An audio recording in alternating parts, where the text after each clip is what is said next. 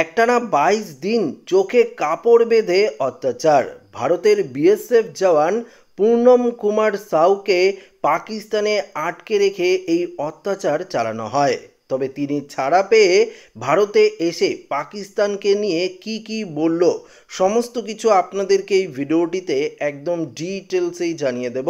তো অবশ্যই ভিডিওটি আপনারা প্রত্যেকেই প্রথম থেকেই শেষ পর্যন্ত সঙ্গে থাকবেন। ভারতের নিরন্তর কূটনৈতিক চাপ এবং প্রচেষ্টার মুখে অবশেষে নতি স্বীকার করেছে পাকিস্তান। বাধ্য হয়েছে বিএসএফ জওয়ান পূর্ণম কুমারকে ভারতের হাতে তুলে দিতে। গত বুধবার আটরি ওয়ারঘা সীমান্ত দিয়ে তাকে ভারতের কর্তৃপক্ষের হাতে হস্তান্তর করা হয়। তবে পাকিস্তানে থাকাকালীন তার ওপর কী ধরনের অত্যাচার করা হয়েছিল তা নিয়ে চাঞ্চল্যকর তথ্য সামনে এসেছে।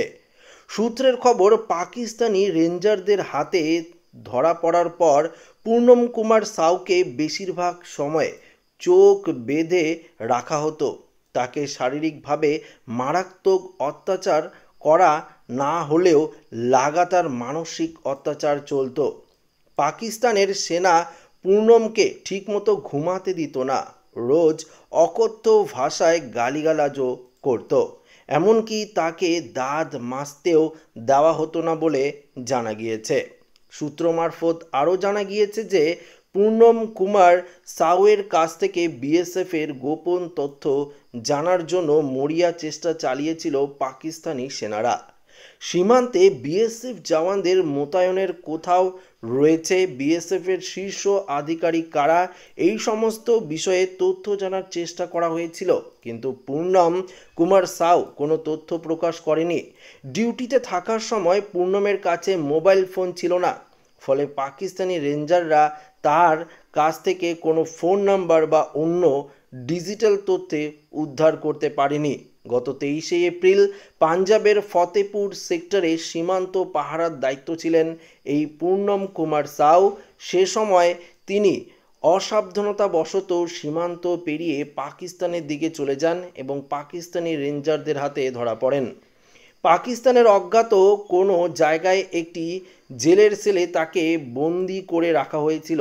পূর্ণম যদিও ঠিক কোথায় ছিলেন তা নিশ্চিত করে বলতে পারেনি, তবে তিনি শুনতে পেতেন ঘন ঘন বিমান ওঠানামার শব্দ।